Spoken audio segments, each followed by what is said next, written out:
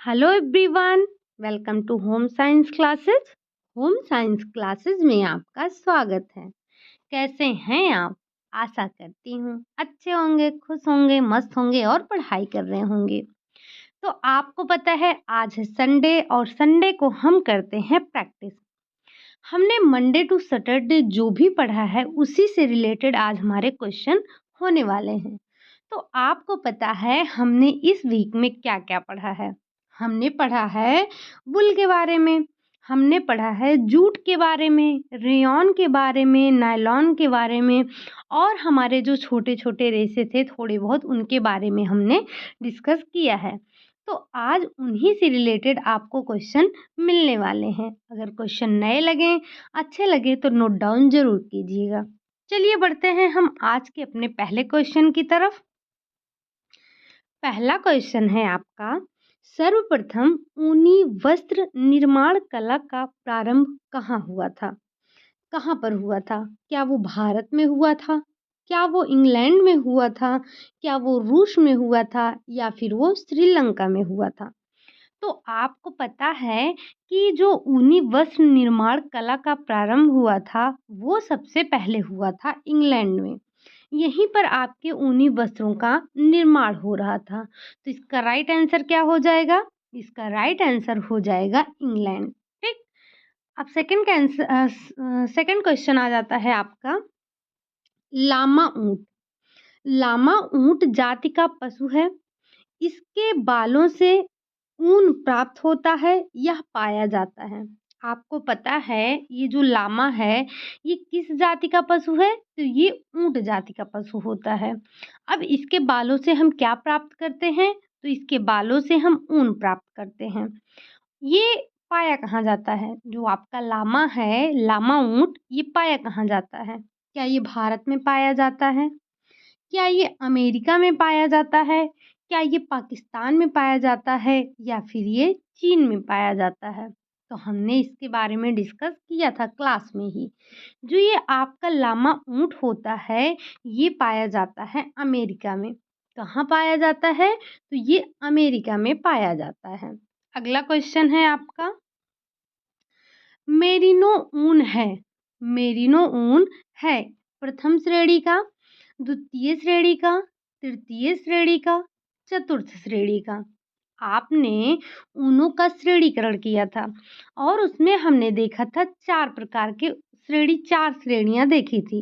एक आपका प्रथम श्रेणी था जिसमें आपने मेरिनो ऊन को रखा था। इससे जो वस्त्र बनते हैं वो बहुत ही अच्छे बनते हैं। आपको पता है अगर जो ऊन है वो अच्छा है तो जाहिर सी बात है कि आपके बनने वाले उससे जो वस्त्र होंगे वो भी अच्छे ही होंगे। तो जो मेरिनो ऊन होता है वो किस श्रेणी का होता है? तो वो आपका प्रथम श्रेणी का होता है। और हमने आपको बताया था, आपने पढ़ा भी है कि जो दुनिया का सबसे महंगा कोट मिंक कोट बनता है वो किससे बनता है? वो बनता है वेक्यूना से। तो यहाँ पर आपको अपना दिमाग नहीं लगाना है। यहाँ पर अगर आपसे प्रथम श्रेणी में पूछा जाएगा तो वो बताना है आपको मेरिनो को, वेक्यूना को नहीं बताना है।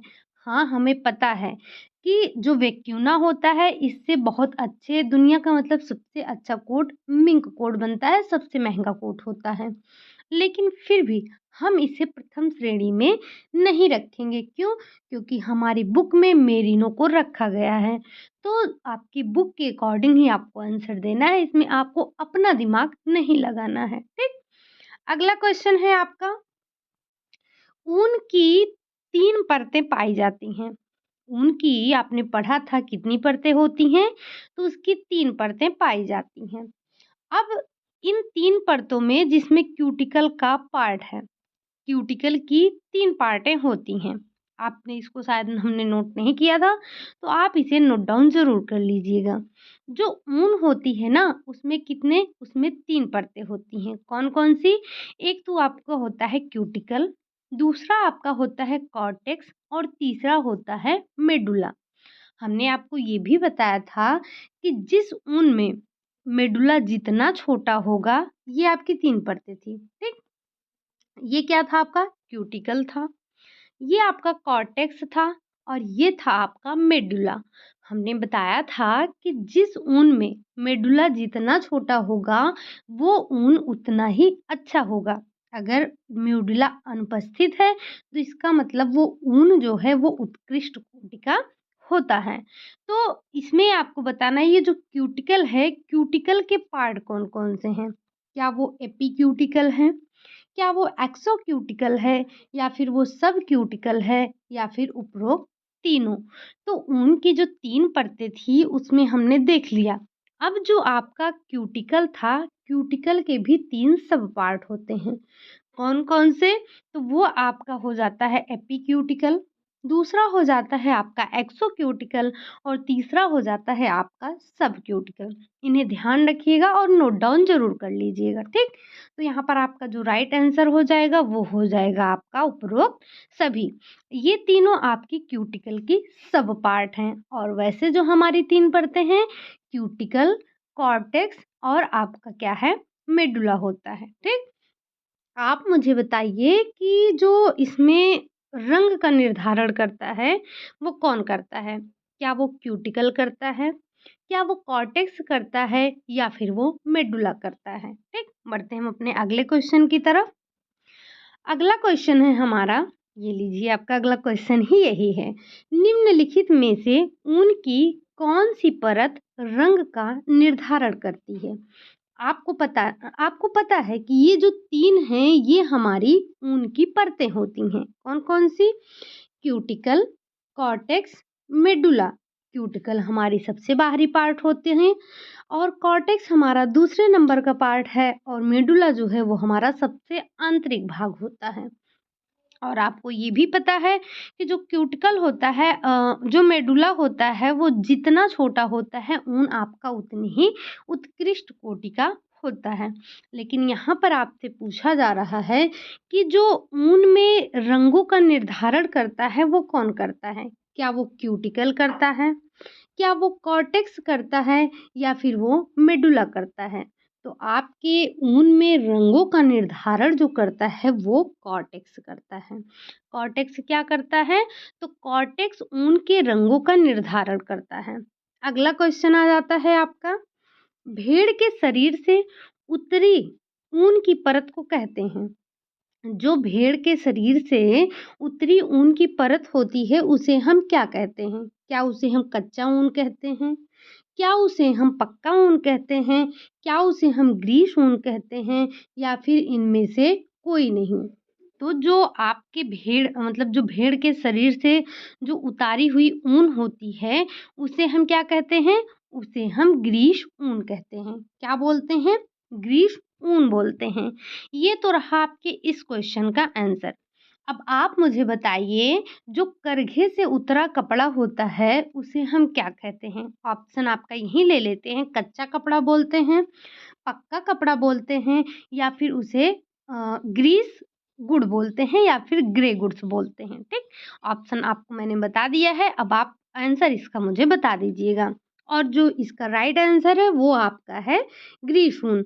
मतलब भेड़ के शरीर से उतरे हुए ऊन को हम क्या कहते हैं? तो उसे हम कहते हैं ग्रीस ऊन। अगला क्वेश्चन है आपका, मेरिनो भेड़ को कहते हैं। जो मेरिनो भेड़ होता है हमने इसे किस श्रेणी में रखा है? आप कमेंट करके बताइएगा। तो जो मेरिनो भेड़ होता है इसको हम और क्या कहते हैं? क्या इसे हम बोलनी कहते हैं या हम इसे बॉटनी बोलते हैं या इसे हम दोनों बोलते हैं या फिर हम इनमें से कुछ भी नहीं बोलते हैं? तो आपको पता है हमने इसे नोट डाउन भी किया था कि जो मेरिनो भेड़ होता है, मेरिनो भेड़ को हम बोलनी और बॉटनी दोनों के नाम से जानते हैं। तो यहाँ पर जो राइट आंसर हो जाएगा, क्या हो जाएगा? वो हो जाएगा उपरोक्त दोनों। अगला क्वेश्चन है आपका कि भेड़ के शरीर से बाल उतारने की प्रक्रिया को कहते हैं। हमने मैन्युफैक्चर ऑफ वुल देखा था, तो वहाँ पर हमने देखा था कि जो भेड़ के शरीर से बाल को उतारा जाता है, उस प्रक्रिया को हम क्या कहते हैं? क्या उसे हम शियरिंग प्रोसेस कहते हैं? क्या उसे हम स्कोरिंग प्रोसेस कहते हैं, या फिर हम उसे कॉम्बिंग बोलते हैं, या फिर वो हमारा रोलिंग होता है। तो आपको पता है कि भेड़ के शरीर से बाल जो उतारने की प्रक्रिया होती है, उसे हम शियरिंग प्रोसेस कहते हैं। शियरिंग प्रोसेस कहते हैं। स्कोरिंग का मतलब क्या होता है? स्कोरिंग का मतलब होता है कि उसमें से छाँटना, जैसे अच्छे रेशे अलग करना, खराब रेशे अलग करना, छोटे रेशे अलग करना, या फिर जैसे क्वालिटी के आधार पर हम उनकी छँटाई कर देते हैं। कॉम्बिंग, कॉम्बिंग का मतलब आपको पता है कि कॉम्बिंग का मतलब होता है सीधा करना। जब हम रेशों को समानांतर करते हैं, तो वही आपकी जो प्रक्रिया होती है वो कॉम्बिंग कहलाती है। रोलिंग, रोलिंग का मतलब होता है रोल करना या फिर ऐंठना, ठीक? तो यहाँ पर जो भेड़ के शरीर से बाल को उतारने की प्रक्रिया की जा रही है, उसे हम क्या कहते हैं? उसे हम शीयरिंग प्रोसेस कहते हैं। ये आपका पीवाईक्यू है। तो इस तरह से आपसे यहाँ पर क्वेश्चन पूछे जाते हैं। जैसे जो नेट का पेपर होता है, तो वहाँ पर आपको अरेंज करना होता है, मतलब कि कौन-सी प्रक्रिया हम पहले करते हैं। लेकिन जो हमारा टीजीटी, पीजीटी का एग्ज़ाम होता है, वहाँ पर हमसे बस इसी तरह से क्वेश्चन पूछे जाते हैं। ठीक? अगला क्वेश्चन है आपका, ऊनी रेशे पर पसीने का प्रभाव पड़ता है। जो ऊनी रेशे होते हैं, उन पर पसीने का कैसा प्रभाव पड़ता है? क्या वो अच्छा प्रभाव पड़ता है? क्या वो बुरा प्रभाव पड़ता है? या फिर कोई प्रभाव ही नहीं पड़ता है? या फिर इनमें से कोई नहीं? तो जो ऊनी रेशे होते हैं, ऊनी रेशों पर पसीने का प्रभाव कैसा पड़ता है? बुरा प्रभाव पड़ता है। ऊनी रेशों के लिए जो पसीना होता है वो अच्छा नहीं होता है। ठीक? अगला क्वेश्चन है आपका कि अधिक बटा हुआ, लंबा, सीधा रेशा जिसमें कार्डिंग और कॉम्बिंग की प्रक्रिया की जाती है, वो है। मतलब कि आपको ये बताना है कि जो हमने विशेषता पढ़ी थी, अभी आपको याद आ गया होगा कि अधिक बटा हुआ रेशा, लंबा सीधा रेशा है जिस पर आपने कार्डिंग और कॉम्बिंग की प्रक्रिया की है। इस प्रक्रिया में आप किस प्रकार के वस्त्र का निर्माण करते हैं? क्या इससे आप ऊनी वस्त्र बनाते हैं? क्या आप इससे वेस्टर्न वस्त्र बनाते हैं, या फिर आप दोनों ही प्रकार के वस्त्र इसी प्रक्रिया से बनाते हैं, या फिर इनमें से कोई नहीं? तो आपने पढ़ा था, एक तरफ हमने देखा था वेस्टर्न ऊन देखा था, वेस्टेड वस्त्र देखा था, और एक तरफ हमने देखा था ऊनी वस्त्र। हमने ये भी देखा था कि जो वेस्टेड वस्त्र होते हैं वो अधिक बटे हुए, लंबा, सीधे रेशे से बनाए जाते हैं, और इस पर प्रक्रिया कार्डिंग और कॉम्बिंग, ये दोनों प्रक्रियाएं इस पर की जाती हैं। कार्डिंग का मतलब क्या होता है? कार्डिंग का मतलब होता है धुनाई, और कॉम्बिंग का मतलब होता है कंघी करना। तो ये दोनों प्रक्रियाएं हमने कहाँ देखी थी? तो वो देखी थी हमने वेस्टेड ऊन पर, वेस्टेड वस्त्र पर। तो ये विशेषता जो थी ब्रस्टेड की थी। हमने बताया था कि कॉर्डिंग और कॉम्बिंग की आवश्यकता ऊनी वस्त्रों पर नहीं होती है। तो जो ये विशेषता है, मतलब अधिक लंबा बटा हुआ सीधा रेशा जो होता है, जिस पर हम कॉम्बिंग और कार्डिंग की प्रक्रिया करते हैं, सॉरी, कार्डिंग एंड कॉम्बिंग की प्रक्रिया करते हैं, वो आपका होता है ब्रस्टेड वस्त्र। आपका जो ऑप्शन नंबर सेकंड है वो यहाँ पर राइट हो जाएगा। अगला क्वेश्चन है आपका, जूट के रेशे छूने पर होते हैं, कैसे होते हैं? क्या वो चिकने और मुलायम होते हैं? क्या वो चिकने और कड़कीले होते हैं, रूखे एवं कड़े होते हैं, या फिर इनमें से कोई नहीं, उपर्युक्त में से कोई नहीं? तो आपने पढ़ा था, जूट की विशेषता देखी थी। जूट जो हमारा होता है वो कैसा होता है? चिकना होता है, और कैसा होता है? चिकने के साथ साथ ये कड़कीला होता है, कड़ा होता है। जूट जो होता है, हम इसका उपयोग वस्त्र बनाने में नहीं करते हैं। फिर करते कहाँ हैं? तो हमने देखा था कि जो जूट होता है, इसका प्रयोग हम रस्सा बनाने में, रस्सी बनाने में, खिलौने बनाने में, या फिर आपके डेकोरेटिव सामान बनाने में इसका उपयोग हम करते हैं। साथ ही साथ आपने देखा था बोरे भी इसी से ही बनाए जाते हैं। तो इसकी विशेषता क्या है? जो आपका जूट है, इसके रेशे छूने पर कैसे होते हैं? तो चिकने तो होते हैं, लेकिन ये कड़कीले होते हैं। ठीक? अगला क्वेश्चन है आपका, जूट के रेशों से तैयार किया जाता है। जो जूट के रेशे होते हैं हम उससे क्या तैयार करते हैं? क्या परिधान हेतु वस्त्र तैयार करते हैं? बोरे, रस्सियाँ, टाट, चटाई प्रयोग करते हैं?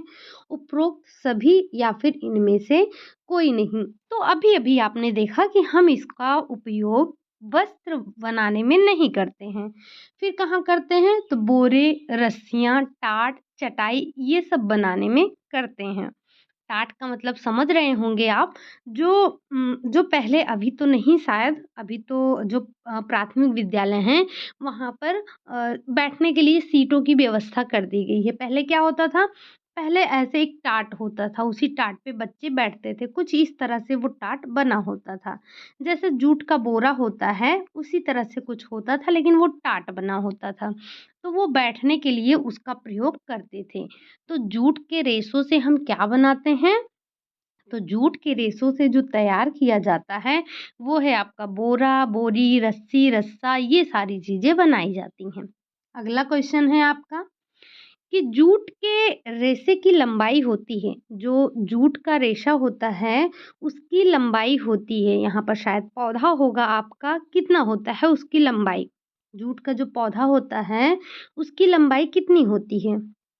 क्या वो 4 से 6 फीट होती है, 10 से 12 फीट होती है, 10 से 20 फीट होती है या फिर 6 से 12 फीट होती है? तो आपको पता है जो जूट का पौधा होता है उसकी लंबाई कितनी होती है? तो वो होती है 6 से 12 फीट की होती है। ठीक? अगला क्वेश्चन है आपका कि जूट का सर्वाधिक उत्पादन होता है, जो जूट का उत्पादन करने वाला देश है वो कौन-सा है?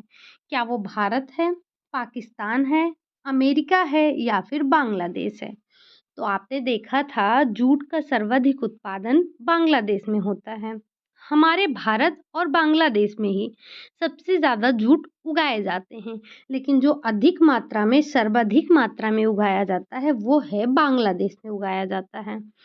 कितना 80 से 85% जो जूट है वो कहाँ पर उगाई जाती है? तो वो बांग्लादेश में ही उगाई जाती है।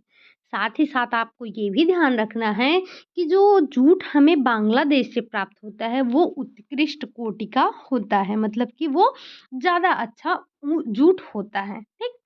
अगला क्वेश्चन है आपका, भारत में सबसे पहले जूट कारखाना कब और कहाँ खोला गया? जो जूट कारखाना है वो सबसे पहले कहाँ और कब खोला गया? क्या वो 1859 में बंगाल में खोला गया? क्या वो 1820 में मध्य प्रदेश में खोला गया? क्या वो 1910 में कोलकाता में खोला गया या फिर वो 1870 में बिहार में खोला गया?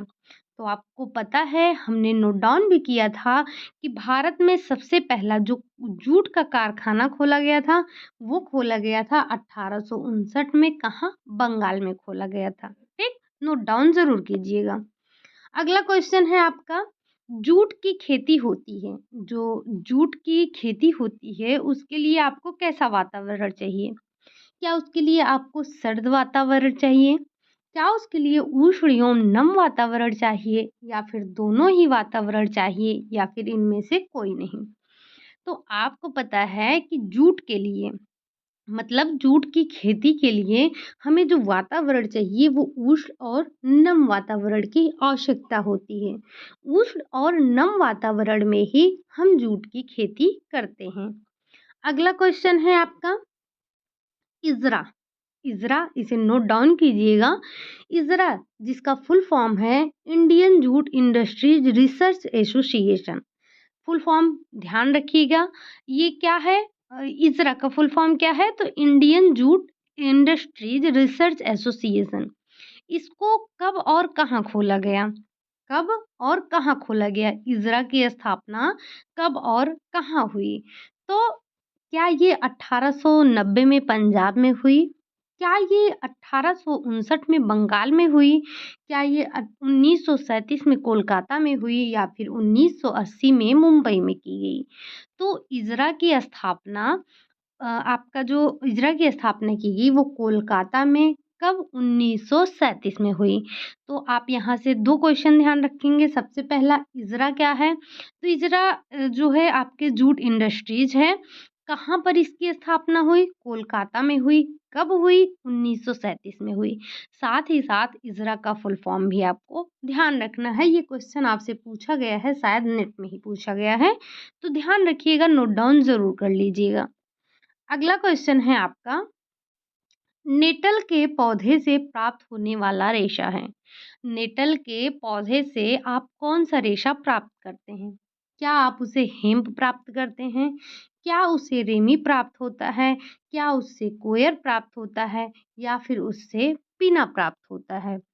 तो जो आपका नेटल का पौधा है, नेटल के पौधे से आप रेमी का रेशा प्राप्त करते हैं। साथ ही साथ आपको क्या ध्यान रख लेना है कि ये जो आपके हेम्प हैं, हेम्प हम कहाँ से प्राप्त करते हैं? तो आपको पता है हेम्प की प्राप्ति हम भांग के पौधे से करते हैं। किससे? भांग से करते हैं। कोयर की प्राप्ति कहाँ से होती है? तो ये नारियल की छाल से किया जाता है, और पीना जो है आपका वो अनानास की पत्तियों से किया जाता है। तो जो नेटल का पौधा होता है उससे हम रेमी का रेशा प्राप्त करते हैं। इसका राइट आंसर क्या है? तो इसका राइट आंसर हो जाएगा रेमी। अगला क्वेश्चन है आपका, मरी हुई भेड़ से प्राप्त ऊन को किस श्रेणी में रखा जाता है? हमने ऊन की श्रेणियां पढ़ी थी, कितनी? 4 श्रेणियां। कौन कौन सी? प्रथम, द्वितीय, तृतीय और चतुर्थ श्रेणी। प्रथम श्रेणी में हमने मेरिनो जात की ऊन को रखा था। अब आपको बताना है, जो मरी हुई भेड़ होती है, मरी हुई भेड़ के ऊन को हम किस श्रेणी में रखते हैं? प्रथम श्रेणी में रखते हैं, द्वितीय में रखते हैं, तृतीय में रखते हैं, या फिर चतुर्थ में रखते हैं? तो आपको पता है, जो मरी हुई भेड़ से ऊन प्राप्त होता है उसे हम तृतीय श्रेणी में रखते हैं। आपको पता है कि इसके ऊन बहुत अच्छे नहीं होते हैं, तो अगर बहुत अच्छे ऊन नहीं है तो इसका मतलब वस्त्र भी बहुत अच्छे नहीं बनेंगे। ठीक। अगला क्वेश्चन है आपका, विपरीत जलवायु में पली भेड़ को कहते हैं। जो विपरीत जलवायु में भेड़ पलते हैं उनको हम क्या कहते हैं? क्या हम उन्हें डेड बुल कहते हैं? क्या हम उन्हें पुल्ड बुल कहते हैं? या फिर हम उसे कॉटी बुल कहते हैं? या फिर हम उन्हें कारपेट बुल कहते हैं? तो आप सभी को पता है, हमने इन सभी बुल के बारे में चर्चा किया था, dead bull, pulled bull, carpet bull, कॉटी bull. तो जो आपके विपरीत जलवायु में पली हुई भेड़ होती हैं उन्हें हम बोलते हैं कॉटी बुल। क्या बोलते हैं? उन्हें हम कॉटी बुल की संज्ञा देते हैं। यहाँ से इस क्वेश्चन को भी ध्यान रखिएगा। अगला क्वेश्चन है आज आपका, आजकल रेयॉन का निर्माण किया जाता है। आपने रेयॉन निर्माण की 3 विधियां पढ़ी थी, कौन कौन सी? एक थी आपकी क्यूप्रामोनियम विधि, दूसरी थी आपकी नाइट्रोसेलुलोज विधि, और तीसरी थी विस्कॉस विधि, और चौथा था आपका एसीटेट सेलुलोज द्वारा हमने निर्माण की यही 3 विधियां पढ़ी थी। ठीक। अब आपको बताना है, जो आजकल इंडस्ट्रीज में जो कपड़े बन रहे हैं वो सर्वाधिक किस विधि से बनाए जा रहे हैं? क्या वो कुप्रामोनियम विधि है, नाइट्रोसेलुलोज विधि है, या फिर विस्कॉस विधि है? तो आपको पता है कि आजकल जो सबसे ज़्यादा प्रचलन में है जो विधि, वो है आपकी विस्कॉस विधि। विस्कॉस विधि से ही आजकल जो रेयॉन के वस्त्र हैं वो बनाए जा रहे हैं। तो इसका राइट आंसर क्या हो जाएगा? इसका राइट आंसर हो जाएगा विस्कॉस। ठीक। अगला क्वेश्चन है आपका, कुप्रामोनियम विधि द्वारा रेयान निर्माण में रुई की पट्टियों को सोडा ऐश तथा सोडियम हाइड्रोक्साइड के साथ उबालकर ब्लीच कराया जाता है। ठीक। ब्लीच कराया जाता है, तो क्लोरीन के साथ, किसके साथ? हाइड्रोजन पेरोक्साइड के साथ, या फिर आपका ब्लीच पाउडर के साथ, या फिर यहाँ पर उपरोक्त सभी के साथ? तो यहाँ पर हमने जो प्रक्रिया कराई थी वो किसके साथ कराई थी? आपको पता है, हमने इसके बारे में पढ़ रखा है। तो हम किससे करवाते हैं? तो वो हमारा होता है क्लोरीन के साथ। जब हम रुई की पट्टी को, जिसे हम क्या बोलते हैं, चाहे वो रुई की पट्टी हो या फिर रुई की लुगदी होती है, वैसे हम किसका प्रयोग करते हैं? लिंटर्स मतलब पट्टियों का प्रयोग करते हैं। साथ में सोडा ऐश और सोडियम हाइड्रोक्साइड के साथ उबालकर ब्लीच कराते हैं। तो किससे होती है? तो वो होती है आपकी क्लोरीन से प्रक्रिया कराते हैं हम। ठीक। अगला क्वेश्चन है आपका, रेयॉन के रेशे का व्यास निर्भर करता है। जो रेयॉन का रेशा होता है उसका व्यास किस पर निर्भर करता है? तो वो करता है आपकी कच्ची सामग्री पर, स्पिनिरेट के छिद्रों पर, कोलाइडल घोल पर या फिर उपरोक्त सभी। तो हमें पता है कि हम रेयॉन कैसे बनाते हैं। हम रेयॉन हो या पॉलिएस्टर हो या फिर आपका नायलॉन हो, तो हम उसमें कुछ रसायनों का प्रयोग करते हैं, उसको मिक्स करते हैं, फिर स्पिनिरेट से गुजारते हैं। तो जो रेयॉन के रेशे होते हैं वो किस पर निर्भर करते हैं? जो स्पिनिरेट का छिद्र है, उसका छिद्र जैसा होगा उसी हिसाब से उसका भी व्यास होगा। तो रेयॉन के रेशे का जो व्यास होता है वो किस पर निर्भर करता है? तो वो आपका निर्भर करता है स्पिनिरेट के छिद्रों पर। उसका छिद्र जितना मोटा पतला होगा उसी हिसाब से आपको रेशे की प्राप्ति होगी। ठीक। अगला क्वेश्चन है आपका, रेयॉन की खोज हुई थी। ये जो रेयॉन है इसकी खोज कब हुई थी? क्या 17वीं शताब्दी में हुई थी? क्या 16वीं शताब्दी में हुई थी? 19वीं शताब्दी में हुई थी? या फिर ये 20वीं शताब्दी में हुई थी? तो आपको पता है कि रेयॉन की खोज कब हुई? रेयॉन की खोज हुई थी 19वीं शताब्दी में। साथ ही साथ आप ध्यान रख लीजिए कि 20वीं शताब्दी में किसकी खोज हुई? तो नायलॉन की खोज हुई। या फिर हम 20वीं शताब्दी का चमत्कार किसे कहते हैं? तो वो कहते हैं नायलॉन को। ठीक। तो यहाँ पर रेयॉन की खोज कब हुई? 19वीं शताब्दी में हुई थी। अगला क्वेश्चन है आपका, रेयॉन वस्त्रों में प्रतिस्कंदता पाई जाती है। जो रेयॉन के वस्त्र होते हैं उनमें जो प्रतिस्कंदता पाई जाती है वो कितनी होती है? क्या वो ऊनी रेशों से अधिक होती है, रेशम से अधिक होती है, या फिर ऊन एवं रेशम से कम होती है, या फिर नायलॉन से अधिक होती है? तो आपको पता है जो रेयॉन होता है, रेयॉन के वस्त्रों में जो प्रतिस्कंदता पाई जाती है वो ऊनी और रेशम से कम पाई जाती है। किससे? ऊन और रेशम से इसमें प्रतिस्कंदता कम पाई जाती है। अगला क्वेश्चन है आपका, डीलस्टरिंग प्रोसेस। डीलस्टरिंग प्रोसेस आपने पढ़ा है।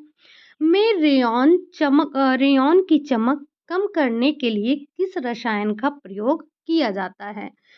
तो आपको पता है कि रेयॉन के चमक को कम करने के लिए जो हम प्रक्रिया करते हैं उसे क्या कहते हैं? उसे हम डीलस्टरिंग प्रोसेस कहते हैं। अब जब ये प्रोसेस किया जाता है तो इसमें आप किस रसायन का प्रयोग करते हैं? क्या टिटेनियम डाइऑक्साइड का, कार्बन डाइऑक्साइड का, सल्फर मोनोऑक्साइड का, या फिर उपरोक्त सभी? तो जो यहाँ पर आपका राइट आंसर होगा वो होगा टिटेनियम डाइऑक्साइड। हम किसका प्रयोग करते हैं? टिटेनियम डाइऑक्साइड का प्रयोग करते हैं। किसमें? डीलस्टरिंग प्रोसेस में करते हैं। ठीक। अगला क्वेश्चन है आपका, भारत में रेयॉन का सबसे पहला कारखाना कब और कहाँ स्थापित किया गया?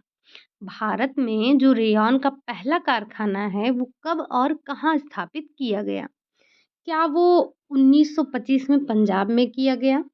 क्या वो 1946 में केरल में किया गया?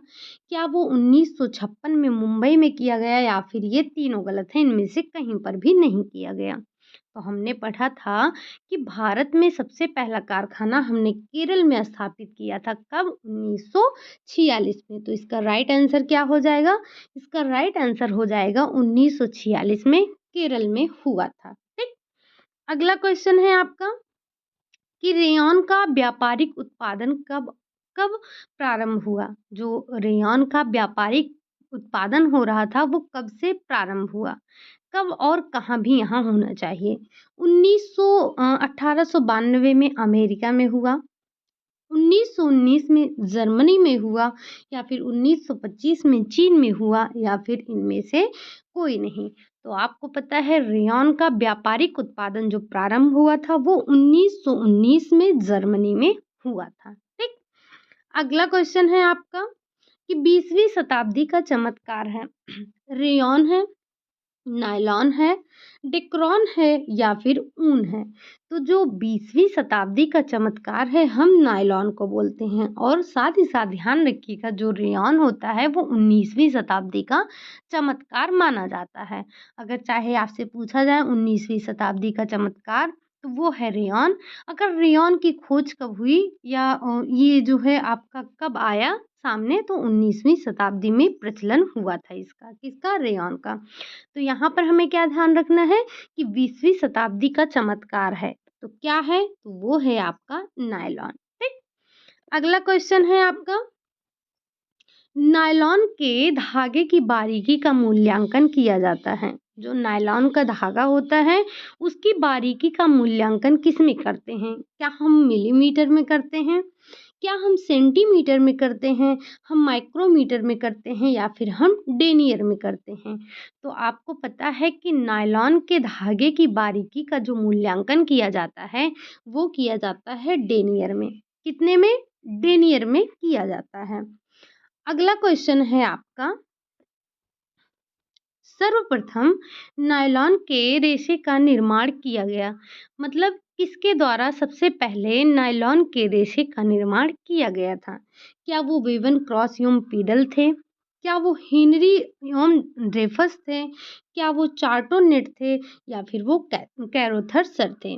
तो आपको पता है कि जो सर्वप्रथम नायलॉन के रेशे का जो निर्माण किया था वो किसने किया था? वो किया था कैरोथर सर ने किया था। किसने? डॉक्टर वेलेस एच कैरोथर ने। इनका पूरा नाम ध्यान रखिएगा, कभी कभी आपसे पूछा भी जाता है। अगला क्वेश्चन है आपका, ताप सुनम्य रेशा पॉलीमर रसायन से निर्मित होता है, इन्हें कहते हैं। जो आपका ताप सुनम्य रेशा है पॉलीमर रसायन से निर्मित होता है। अब आप बताएंगे कि हम इन्हें कहते क्या हैं, कहा क्या जाता है? क्या इन्हें कृत्रिम रेशा कहा जाता है, मानव रेशा कहा जाता है, प्रोटीन रेशा कहा जाता है, या फिर वो सेलुलोज रेशा कहा जाता है? तो जो आपके ताप सुनम्य रेशे होते हैं, जो पॉलीमर रसायन से तैयार किए जाते हैं, उन्हें हम क्या कहते हैं? उन्हें हम कृत्रिम रेशा कहते हैं। क्या बोलते हैं? तो कृत्रिम रेशा बोलते हैं। अगला क्वेश्चन है आपका कि नायलॉन का धागा अत्यधिक मजबूत होता है। इसकी यह मजबूती किसके कारण होती है? क्या वो हाइड्रोजन बॉन्ड एवं अणु की मजबूती के कारण होती है? क्या ये नाइट्रोजन बॉन्ड एवं अणु की मजबूती के कारण होती है, या फिर हाइड्रोजन और नाइट्रोजन दोनों बॉन्ड के कारण मजबूती के कारण होती है, या फिर इनमें से कोई नहीं? तो हमने पढ़ा था, क्या पढ़ा था कि ये जो नायलॉन होता है, नायलॉन का धागा बहुत ही मजबूत होता है। अब इसकी मजबूती के पीछे का राज क्या होता है? तो इसकी मजबूती के पीछे का जो कारण होता है वो होता है हाइड्रोजन बॉन्ड एवं अणु की मजबूती का कारण होता है। किसके बॉन्ड के कारण? हाइड्रोजन के, ना कि नाइट्रोजन के। ठीक। तो क्या ध्यान रखेंगे कि नायलॉन का धागा अत्यधिक मजबूत होता है, इसकी यह मजबूती हाइड्रोजन बॉन्ड और अणु के मजबूती के कारण होता है। ठीक। अगला क्वेश्चन है आपका, नायलॉन की धागे की सतह पर छोटे छोटे लूप अथवा रोए उठाए जाते हैं। इस धागे को कहते हैं, जो नायलॉन का धागा होता है उसकी जो सतह होती है उसकी सतह पर छोटे बड़े या फिर रोए उठाए जाते हैं। छोटे बड़े लूप हो गए या फिर रोए हो गए, उन्हें उठाया जाता है। तो इस प्रकार का जो धागा होता है उसको हम क्या कहते हैं? क्या वो आपका स्ट्रेच यार्न होता है, बहुरेशीय यार्न होता है, या फिर स्पन यार्न होता है, या फिर वो टेक्सचर धागे होते हैं? तो आपको पता है कि जिसमें हम रोए उठाते हैं, लूप उठाते हैं, छोटे बड़े लूप होते हैं, उन्हें हम कहते हैं टेक्सचर यार्न। क्या बोलते हैं? तो उनको हम टेक्सचर यार्न बोलते हैं। स्ट्रेच में आप धागों को घुघराला बनाते हैं। बहुरेशीय में क्या होता है, एक या दो से अधिक रेशे मिले होते हैं। स्पन का मतलब आपको समझ में आ रहा होगा कि छोटे। ठीक। अगला क्वेश्चन है आपका, हीट सेट द्वारा नायलॉन के वस्त्र में क्या बढ़ाया जाता है? या ऐसे बोले तो हम ये जो हीट सेट की प्रक्रिया करते हैं वो क्यों करते हैं नायलॉन पर? क्या ये हम प्रतिस्पंदता को बढ़ाने के लिए करते हैं, सिकन प्रतिरोधकता उत्पन्न करने के लिए, या फिर प्रत्यास्थता बढ़ाने के लिए, या फिर उसकी अवशोषकता को बढ़ाने के लिए हम हीट सेट प्रक्रिया करते हैं? तो जो हीट सेट द्वारा नायलॉन के वस्त्रों पर जो हीट सेट प्रक्रिया की जाती है, वो क्यों की जाती है? तो वो आपके सिकन प्रतिरोधकता उत्पन्न करने के लिए की जाती है। सिकन प्रतिरोधकता मतलब देखिए, जब आप कॉटन का कपड़ा अगर उसे एक मुट्ठी में बटोर कर ले लेंगे, जब आप उसे खोलेंगे तो वो देखेंगे सिकुड़ा-सिकुड़ा सा हो जाएगा। लेकिन वहीं अगर आप नायलॉन का कपड़ा लेंगे, उसको आप मुट्ठी में भर लीजिए, उसको छोड़ेंगे तो वो वापस वैसे ही रहेगा, उसमें सिकन नहीं रहेगा।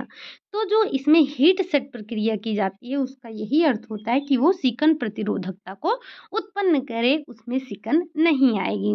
आप जब एक एक बार कॉटन का कपड़ा धुल देते हैं, तो बिना प्रेस किए हुए आप उसको पहन नहीं सकते हैं। लेकिन नायलॉन नायलॉन को आपको प्रेस करने की आवश्यकता नहीं होती है। इसको बहुत ज़्यादा क्या बोलते हैं इसको, मतलब इसको बहुत ज़्यादा देखभाल की आवश्यकता नहीं होती है। इसीलिए तो हम इसको जीवन सुगम रेशा बोलते हैं, क्योंकि इसकी देखभाल बहुत आसान है। इसको हम पहन लेंगे, ये हमारी बॉडी में भी फिट आ जाता है। ये फैलता भी है, इसमें इलास्टिक का गुण पाया जाता है और हम इसमें सिकन प्रतिरोधकता उत्पन्न करने के लिए हीट सेट करते हैं। यहाँ से आप दोनों बातों को ध्यान रखिएगा। एक तो जो हीट सेट होता है वो क्यों होता है? सिकन प्रतिरोधकता के लिए। वहीं से आपसे घुमा कर पूछा जा सकता है कि शिखन प्रतिरोधकता के लिए आप नायलॉन पर कौन-सी प्रक्रिया करते हैं? तो ध्यान रखिएगा, हीट सेट करते हैं, ठीक? अगला क्वेश्चन है आपका, शुद्ध नायलॉन के धागे से निर्मित वस्त्र कहलाते हैं। हमने पढ़ा था कि वस्त्र कितने प्रकार के बनाते हैं। तो जब आपको शुद्ध नायलॉन के धागे से वस्त्र निर्मित करते हैं तो वो क्या कहलाते हैं? क्या वो 100% नायलॉन कहलाते हैं?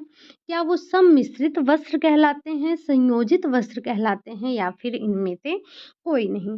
तो जब आप 100% नायलॉन के वस्त्र वही होते हैं जो आप शुद्ध नायलॉन के धागे से निर्मित करते हैं। तो इसका राइट आंसर क्या हो जाएगा? इसका राइट आंसर हो जाएगा 100% नायलॉन। ठीक? अगला क्वेश्चन है आपका, नायलॉन के धागों को खींचकर लंबाई में बढ़ाकर विशेष प्रक्रिया द्वारा घुंघराले बनाए जाते हैं। ये धागे कहलाते हैं। सबसे पहले आप मुझे ये कमेंट करके बताएंगे कि जो हम नायलॉन के धागे को घुंघराला बनाते हैं, वो कौन सी प्रक्रिया करते हैं हम? हमने जो बनाने की विधि देखी थी, तो हमने उसमें लास्ट प्रोसेस यही देखा था। क्या? कि हम जो नायलॉन का धागा होता है हम उसे कैसा बनाते हैं? तो उसे हम घुघराला बनाते हैं। अब आप बताएँगे कि जो हम उनको घुघराला बनाते हैं वो प्रक्रिया क्या कहलाती है? ठीक? हमारा क्वेश्चन क्या है? हम एक बार अपने क्वेश्चन को वापस देखते हैं। तो क्वेश्चन है आपका, नायलॉन के धागों को खींचकर लंबाई में बढ़ाकर विशेष प्रक्रिया द्वारा घुघराले बनाए जाते हैं। यह धागे कहलाते हैं। जो घुघराले बनाए जाते हैं, इन धागों को हम क्या कहते हैं? क्या हम उसे कता हुआ धागा बोलते हैं? क्या उसे हम टेक्सचर धागा बोलते हैं? हम उसे स्टिच धागे बोलते हैं या फिर हम उसे लूप धागे बोलते हैं? तो आप सभी को पता है कि हम उसे क्या बोलते हैं? स्टिच धागे बोलते हैं। अभी-अभी हमने इससे रिलेटेड एक क्वेश्चन देखा था, तो वहीं आपको बताया था कि हम जो घुघराले बनाते हैं धागों को, उनको हम क्या कहते हैं? तो क्या बोलते हैं?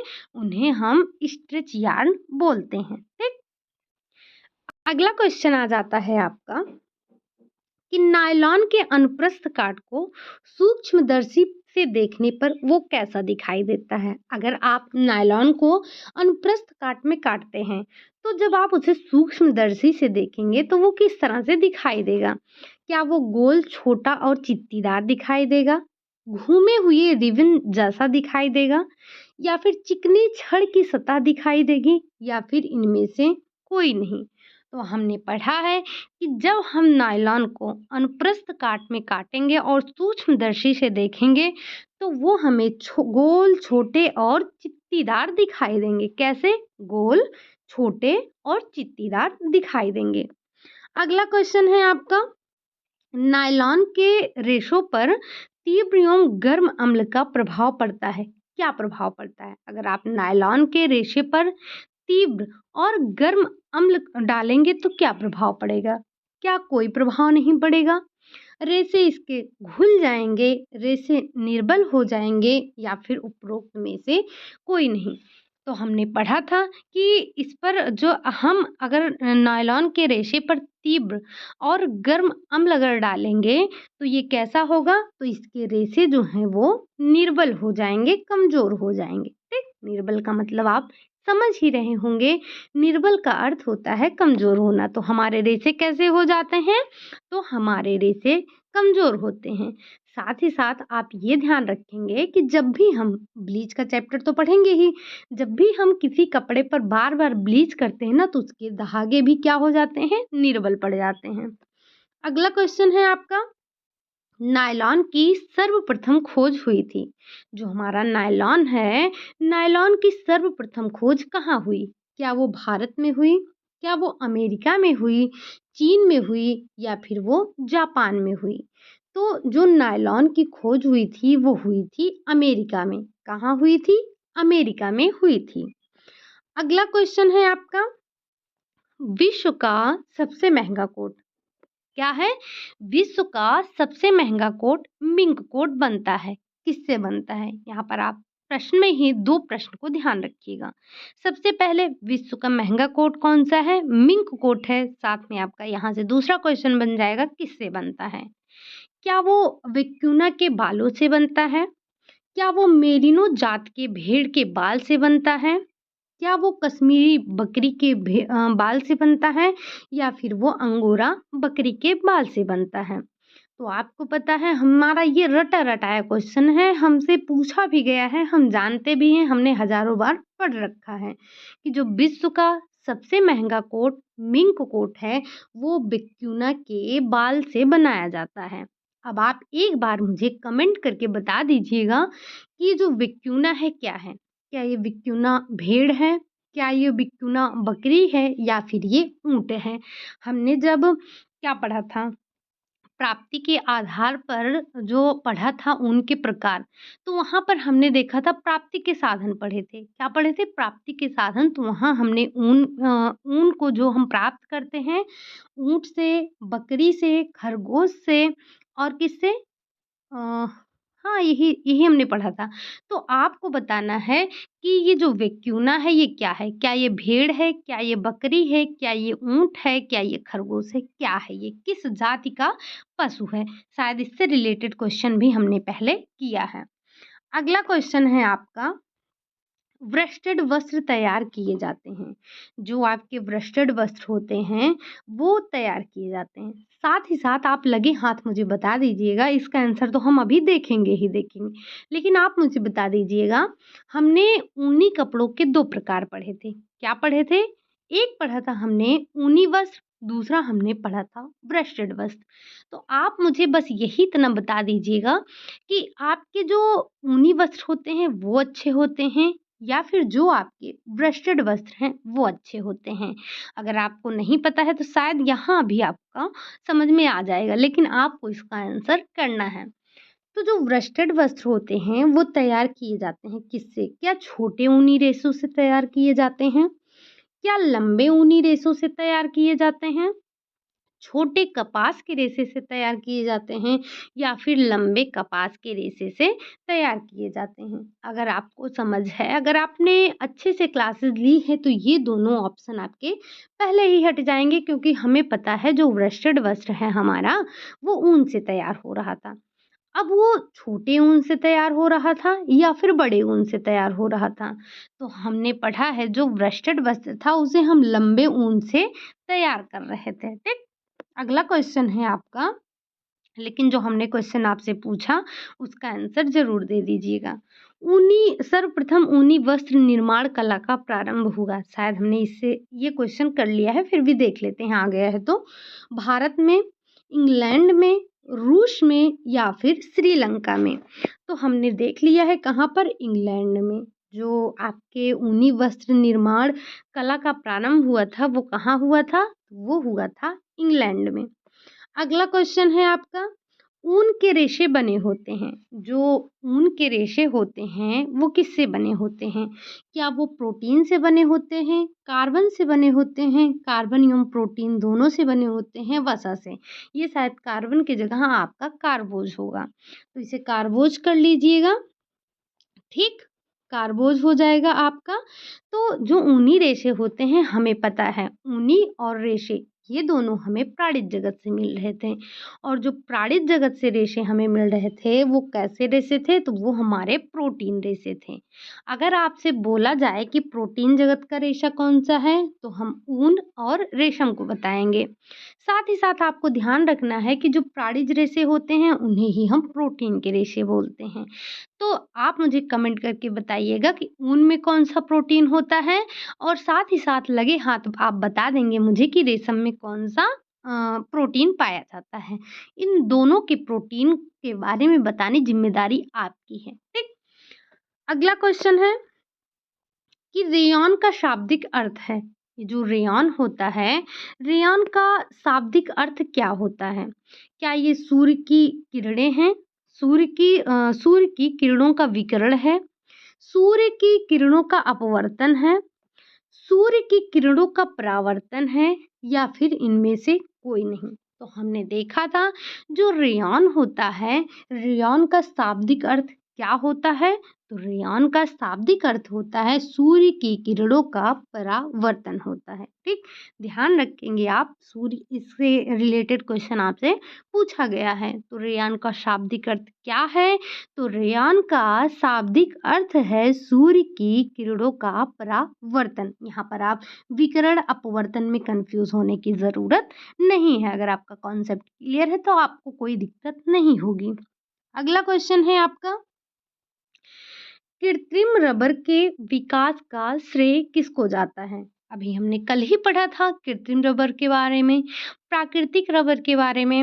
अब आपको बताना है जो कृत्रिम रबर है, इसके विकास का श्रेय किसको जाता है? क्या कैरोथर्स को जाता है, चार्टोनेट को जाता है, या फिर मैथ्यूस और हैरिस को जाता है, या फिर इनमें से किसी को नहीं जाता है? तो हमने पढ़ा था, क्या पढ़ा था? हमने पढ़ा था कि कृत्रिम रबर के विकास का जो श्रेय जाता है वो जाता है मैथ्यूस एवं हैरिस को जाता है। किसे? मैथ्यूस और हैरिस को जाता है। साथ ही साथ आप बताएँगे कि जो आपका प्राकृतिक रबर था वो किसका बहुलक था? हमने देखा था कि जो प्राकृतिक रबर के बारे में देखा था, और हमने साथ ही साथ कृत्रिम रबर के बारे में देखा था। तो कृत्रिम रबर के बारे में तो हमने एक क्वेश्चन यहाँ पर कर लिया, और जो आपका दूसरा क्वेश्चन है आपको बताना है कि जो हमारा प्राकृतिक रबर होता है वो किसका बहुलक होता है। तो आप इसे मुझे कमेंट करके बताएंगे। अगर नहीं आ रहा है तो एक बार नोट्स को आप पलट कर ज़रूर देख लीजिएगा। अगर नोट्स नहीं बनाए हैं तो आप वापस क्लास में जाकर उसको देख सकते हैं। थोड़ी मेहनत किया कीजिए, हर चीज़ बनी बनाई मिल जाए, बनी बनाई तो मिल ही रही है, लेकिन आप सोचते हैं कि वो हमारे मुँह तक भी कोई लेकर चला जाए। तो बना बनाया आपके सामने तो रखा गया, लेकिन उठाकर आपको ही खाना है उसे।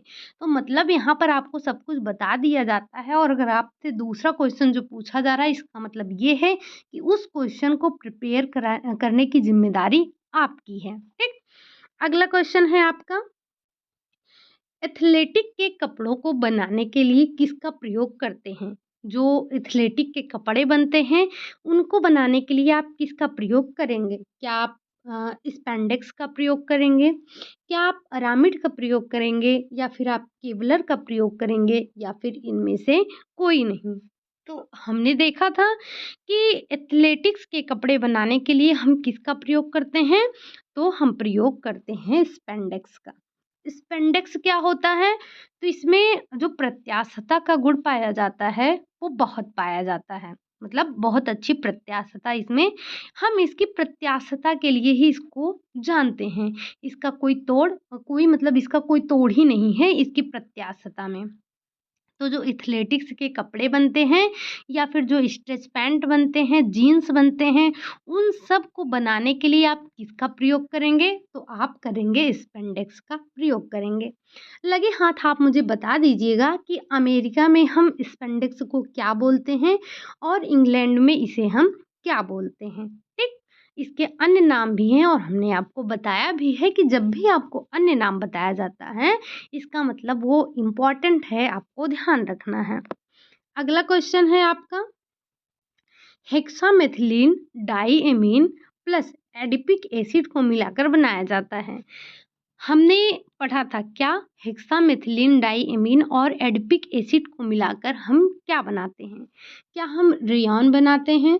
क्या हम 66 पॉलीमर बनाते हैं? हम रेशम बनाते हैं या फिर ऊन बनाते हैं? तो अगर आपने ध्यान से पढ़ा है तो इन दोनों, ये तो दोनों हमारे किस जगत के रेशे हैं? प्राणिज जगत के रेशे हैं। इनमें पाया क्या जाता है? प्रोटीन पाया जाता है।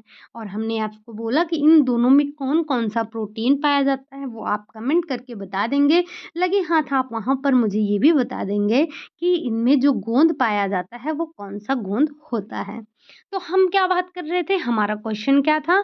हमारा क्वेश्चन ये है कि जो हेक्सामेथिलीन डाइएमीन एसिड है, डाइएमीन है और साथ में जो एडिपिक एसिड को हम मिलाकर जो बना रहे हैं, वो क्या बना रहे हैं?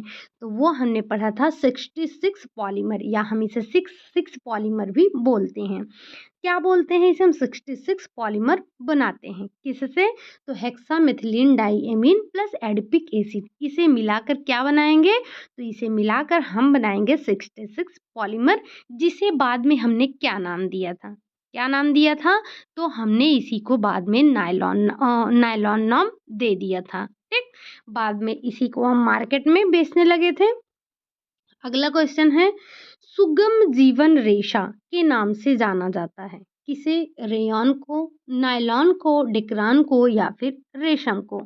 तो आपको पता है कि सुगम जीवन रेशा हम किसे बोलते हैं? नायलॉन को। क्यों? क्योंकि इसका रख रखाव बहुत ही आसान है, इसे हमें प्रेस करने की ज़रूरत नहीं है। ये जो है ये सिकन प्रतिरोधक है, इसमें सिकुड़न नहीं पड़ती है, इसकी देखभाल आसान है, इसमें चमक भी अच्छी है, इसमें मजबूती भी अच्छी होती है। तो ये सारी विशेषताएँ होती हैं हमारे नायलॉन में। तो सुगम जीवन रेशा हम किसे कहते हैं? तो वो बोलते हैं नायलॉन को। अगला क्वेश्चन है कि नायलॉन की बारीकी का मूल्यांकन हम डेनियर में करते हैं। ये हमने पहले ही देखा। इसका सबसे मोटा धागा जो होता है वो कितने नंबर का होता है? तो आपने इसके धागे का नंबर पढ़ा था क्या? 12 से लेकर हमने 70 के बीच में पढ़ा था। तो जो इसका सबसे मोटा धागा है वो क्या है? वो आपका हो जाता है 70। 12, 20, 30, 40, 50, 60, 70 ऐसे हमने पढ़ा था। तो इसमें सबसे मोटा धागा क्या है? 70 है। लेकिन साथ ही साथ आपको ध्यान रख लेना है, अगर आपसे पूछा जाता है सबसे महीन धागा क्या है? वो आपका होता है 12 नंबर का। आपको ध्यान क्या रखना है कि नायलॉन की बारीकी का मूल्यांकन कैसे करते हैं? तो डेनियर में करते हैं। इसमें सबसे मोटा धागा 70 नंबर का होता है, सबसे पतला धागा वो होता है आपका 12 नंबर का। ठीक? अगला क्वेश्चन है आपका कि 19वीं सदी का चमत्कार किसे कहते हैं? रेशम को, रेयॉन को, नायलॉन को, सभी को। तो हमने इससे रिलेटेड क्वेश्चन किया था कि 19वीं सदी में किसकी खोज हुई थी? तो हमने बताया था रेयॉन की। तो यहाँ पर आप ध्यान रखेंगे 19वीं सदी का चमत्कार किसे कहते हैं? तो वो कहते हैं रेयॉन को। नायलॉन को हम 20वीं सदी का चमत्कार कहते हैं।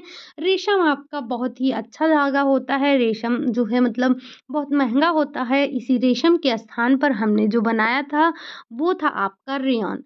मतलब रेशम के स्थान पर हमने किसका निर्माण किया? तो वो किया था रेयॉन का। रेयॉन का निर्माण किया। नायलॉन आपका 20वीं सदी का चमत्कार है। रेयॉन आपका 19वीं सदी का चमत्कार है। और रेशम की खोज किसने की थी? तो चीन में की गई थी। और साथ ही साथ आप मुझे ये भी बता दीजिएगा कि रेशम की देवी हम किसे कहते हैं? ठीक? ये था आज आपका 51 क्वेश्चन। हमने जो भी अभी तक जो अपनी रेसिक की क्लासेस की हैं उनसे रिलेटेड क्वेश्चन हमने कर लिया है। तो आपने देखा इससे पहले भी हमने लगभग 50 क्वेश्चन किया था, आज भी हमारे 50 क्वेश्चन हो गए हैं। तो जो आपकी थ्योरी की क्लासेस हो गई हैं आप उन्हें कंटिन्यू पढ़ते रहिए, उनका नोट्स बना लीजिए, तो क्वेश्चन आपको अपने आप ही समझ में आ जाएगा। जो हमें रेशे पढ़ने थे वो रेशे हमने पढ़ लिए हैं। अब कल हम देखेंगे, शायद हो सकता है तो कल से हम क्या स्पिनिंग से स्टार्ट करेंगे। ठीक, कल से हमारी स्पिनिंग स्टार्ट हो जाएगी। फिर उसके बाद अभी आपको बहुत कुछ पढ़ना है टेक्सटाइल में। नीटिंग पढ़ेंगे, वीविंग पढ़ेंगे, स्पिनिंग पढ़ेंगे, यार्न काउंटिंग पढ़ेंगे, बहुत सारी चीज़ें हमें पढ़नी है। ठीक, तो बस आज के लिए यही इतना रखते हैं। क्लास आपको कैसी लगी, क्वेश्चन आपको कैसे लगे, कमेंट करके ज़रूर बताइएगा। ठीक, और आप इसे शेयर ज़रूर कर दीजिएगा, आप लोग शेयर नहीं करते हैं। ठीक, बस आज के लिए यही इतना रखते हैं, मिलते हैं नेक्स्ट क्लास में, तब तक के लिए बाय बाय, टेक केयर।